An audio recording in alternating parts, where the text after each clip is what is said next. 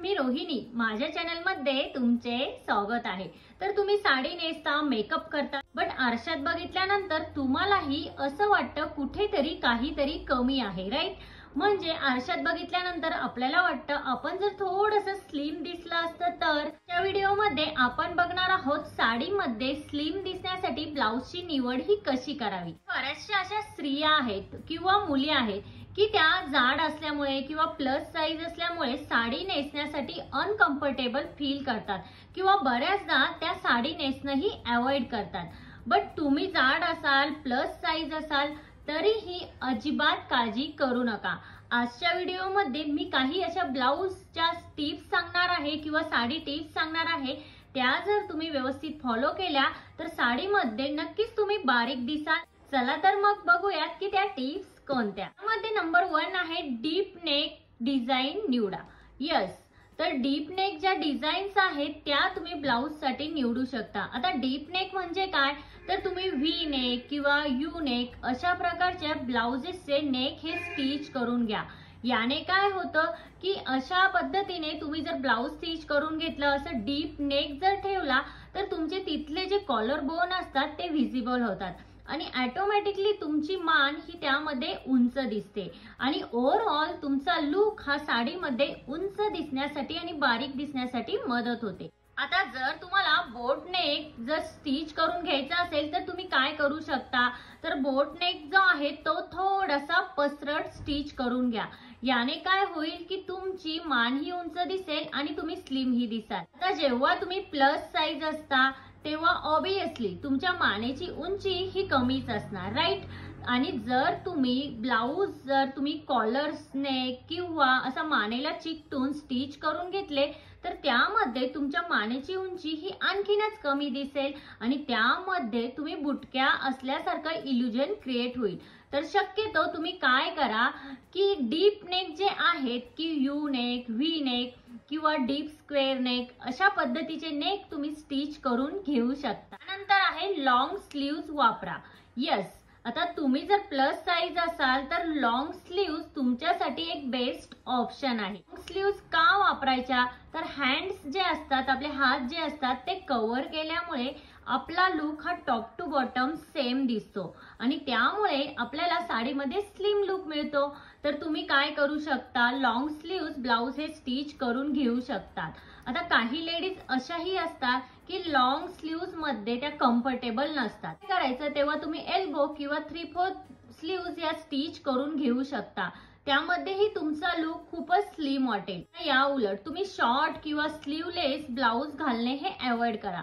त्याने काय होतं, तुम्ही ऑलरेडी फॅटी असता किंवा प्लस साईज असतात आणि तुमचे आर्म्स हेही जाड असतात आणि तुम्ही जर शॉर्ट स्लीव्ज या स्टिच करून घेतल्या तर तुमच्या आर्म्सचं जे फॅट असतं ते व्हिजिबल होतं आणि ऑटोमॅटिकच आपण तिथे जाड असल्यासारखं इल्युजन क्रिएट होतं।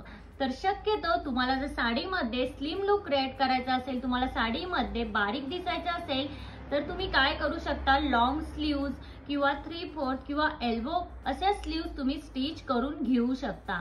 किंवा आजकाल खूप जास्त ट्रेंड मध्ये आहे ज्या पफ्सच्या स्लीव्ज आहे, तर तुम्ही लॉंग पफ किंवा 3/4 एल्बो पफ अशा प्रकारचे ही ब्लाउज तुम्ही स्टिच करून घेऊ शकता। यामध्येही तुमचा लुक सुंदर आणि स्लिम दिसण्यासाठी नक्कीच मदत होईल। त्यानंतर आहे डार्क कलरचे ब्लाउज निवडा। आता डार्क कलरचे ब्लाउज हे का निवडायचे, तर डार्क कलरने काय होतं की टॉप टू बॉटम तुम्ही एकसारखे दिसता आणि ऑटोमॅटिकच तिथे तुमचा एक स्लिम लुक क्रिएट होतो। आता जर तुम्ही साडी परचेस करणार असाल तर शक्यतो ट्राय करा की साडी आणि ब्लाउज हा एकाच कलरचा असायला हवा। आता इथेही जर तुम्ही प्लस साईज असाल तरच तुम्ही हा टॉप टू बॉटम एकसारखा कलर वापरू शकता आणि जर तुम्ही थोड्याशा बारीक असाल तर तुम्ही कॉन्ट्रास्ट ब्लाउज ही स्टिच करून घेऊ शकता। त्यानंतर आहे स्मॉल प्रिंट किंवा सॉलिड कलर्सचे ब्लाउज किंवा साड्या ह्या चूज करा। आता काय होतं की मोठ्या प्रिंट ज्या असतात त्याने काय होतं की मोठ्या प्रिंट ह्या खूप सारं लक्ष हे वेधून घेतात आणि मोठ्या प्रिंटवाल्या साड्या जर आपण नेसल्या तर त्यामध्ये आपण आणखीनच जाड दिसतो। तर शक्यतो तुम्ही काय करा, फ्लोरल प्रिंट ज्या स्मॉल प्रिंट असतील अशाच प्रकारचे साडी किंवा ब्लाउज हे चूज करा। याने काय होईल की तुमचा लुक हा ऑटोमॅटिकच स्लिम दिसण्यासाठी मदत होईल. त्याचबरोबर ब्लाऊज मध्ये व्हर्टिकल डिझाईन वापरा. आता ब्लाऊज वरती काही डिझाईन्स असतील तर त्या व्हर्टिकल असायला हव्यात. व्हर्टिकल डिझाईनने काय होतं की आपण उंच आणि बारीक दिसतो. त्यामुळे शक्यतो तुम्ही ब्लाऊज मध्ये ही व्हर्टिकल डिझाईन असतील असाच ब्लाऊज तुम्ही चूज करा. नंतर आहे कमर फिटिंग ही व्यवस्थित असावी किंवा ब्लाऊजची फिटिंग ही व्यवस्थित असावी. आता मी बऱ्याच लेडीजचं बघितलं आहे की त्या काय करतात, खूप जास्त टाईट फिटिंगचे ब्लाऊज हे स्टिच करून घेतात आणि त्या जर प्लस साईज असतील तर टाईट फिटिंगमुळे त्यांचं फॅट हे विजिबल होतं किंवा असं बाहेर दिसतं आणि त्यामध्ये त्या आणखीनच जाड दिसतात.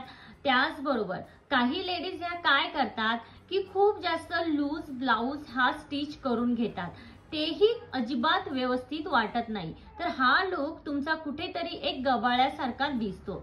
त्यामुळे शक्यतो तुम्ही काय करा, ब्लाऊज स्टिच करताना तुमचा ब्लाऊज हा परफेक्ट मेजरमेंट देऊन परफेक्ट फिटिंग मध्ये स्टिच करून घ्या.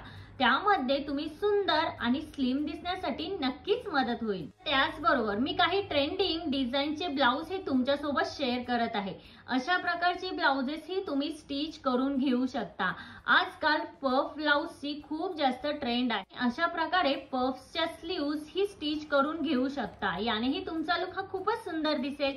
त्याचबरोबर आजकाल ट्रेंडिंग मध्ये जे आहे ते म्हणजे फ्रिल वाले स्लीव्ज ही तुम्ही स्टिच करून घेऊ शकता. त्यामध्येही तुमचा लुक खूपच सुंदर दिसेल. अशा प्रकारे तुम्ही ब्लाऊजची निवड केली तर तुम्ही साडीमध्ये नक्की सुंदर आणि बारीक दिसाल. कधी कधी जिम, डाएट, मेकअप यापेक्षाही तुम्ही जर योग्य ब्लाऊजची निवड केली तर नक्कीच तुमचा एक स्लिम लुक क्रिएट होतो. तर मैत्रिणींनो, आजच्या व्हिडिओमध्ये इतकंच. आजचा व्हिडिओ हा तुम्हाला कसा वाटला? आजचा व्हिडिओ जर तुम्हाला हेल्पफुल वाटला असेल तर लाईक, शेअर, सबस्क्राईब नक्की करा आणि तिथे जे बेल आयकॉन आहे ते प्रेस करा, जेणेकरून जेव्हा मी नवीन व्हिडिओ अपलोड करेन तेव्हा त्याचे नोटिफिकेशन हे सगळ्यात पहिल्यांदा तुम्हाला येईल. भेटूया अशाच एका नवीन व्हिडिओमध्ये. तोपर्यंत काळजी घ्या. Thank you everyone.